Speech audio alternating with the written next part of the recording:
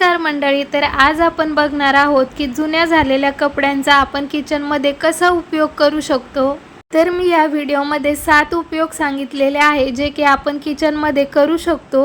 सर्वात अगोदर आपल्याला जुने कपडे, फाटलेले वगैरे किंवा डल झालेले कपडे घ्यायचे आहे आणि त्यांना व्यवस्थित कट करून घ्यायचा आहे आणि त्यानंतर आपण एक एक करून किचनमध्ये 7 उपयोग बघणार आहोत त्या कपड्यांपासून।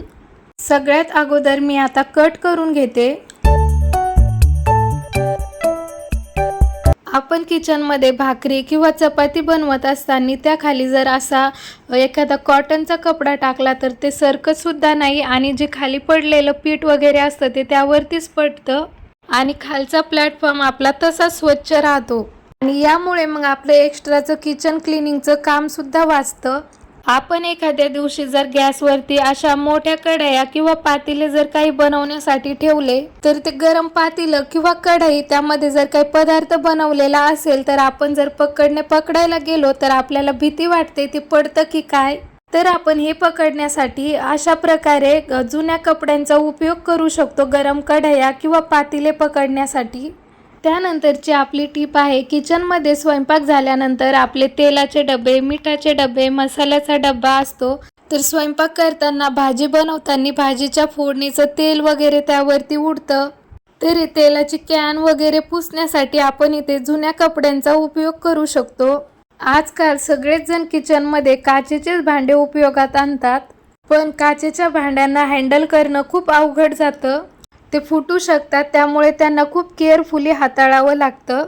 तर त्यासाठी आपण जेव्हा काचेचे ग्लास, बरण्या, बाउल वगैरे असं धुवून घेतो त्यावेळेस धुतल्यानंतर त्यांना असं खाली न ठेवता एखाद्या कापडावरती ठेवायचं जेणेकरून ते फुटण्याचे चान्स खूप कमी असतात।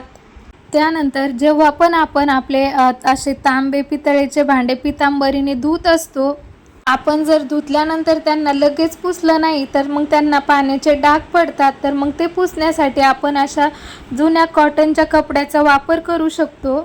तर जुनेच कपडे का, तर जुने कपडे धुवून आणि वापरून असे नरम झालेले असतात आणि त्याच्याने एकदम छान असं पुसल्या जातं आणि त्यामुळे जे तांब्या पितळेचे भांडे आहेत त्यांना एकदम छान चकाकी येते आणि कुठलाही डाग राहत नाही।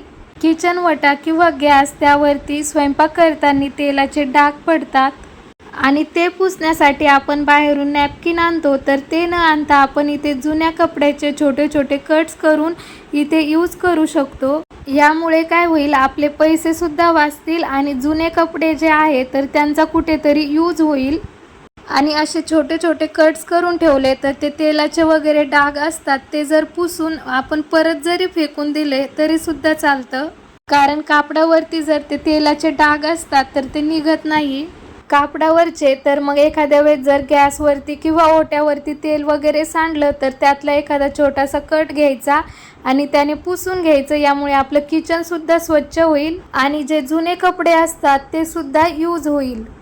त्यानंतरचा उपयोग, आपण किचनमध्ये स्वयंपाक करत असताना आपल्याला जर एखादं भांडं वगैरे, चमचा वगैरे लागत असला तर आपले तसेच हात रॅकला लागतात आणि स्वयंपाक करताना आपले तेलाचे किंवा पिठाचे हात वगैरे असले तर मग ते रॅकला लागतात आणि मग त्यावरती डाग पडतात।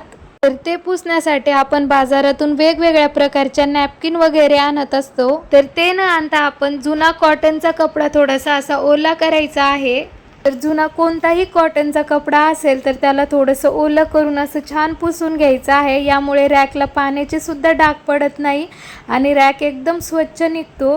तर तुम्ही नक्की एकदा करून बघा। तर जुन्या कपड्यांचा आपण किचनमध्ये भरपूर असा उपयोग करून घेऊ शकतो। तर तुम्हाला हे उपयोग कसे वाटले मला कमेंटमध्ये नक्की सांगा।